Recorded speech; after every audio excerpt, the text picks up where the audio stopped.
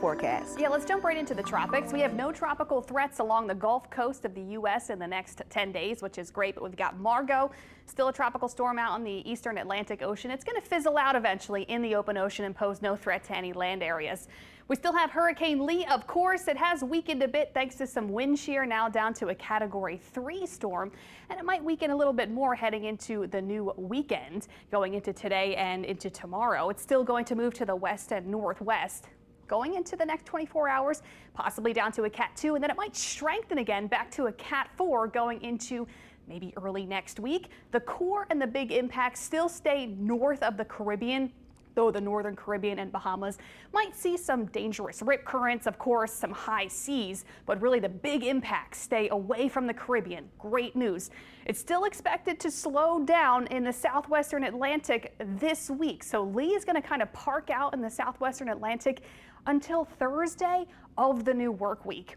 And then it's going to kind of get driven to the north. So it's going to lose its steering mechanism, which is an area of high pressure now. That will not be really the case this week. And then a trough will come off the U.S. East Coast. That will help drive it to the north. Bermuda has to watch it closely. It might move right over Bermuda, maybe a little bit to the west. Time will tell. But the good news is, as that trough comes off the East Coast, it'll bring some shear, some dry air. That will help weaken Lee as it gets pulled to the north. Good news there. It's still a big question mark. Where is it going to end up?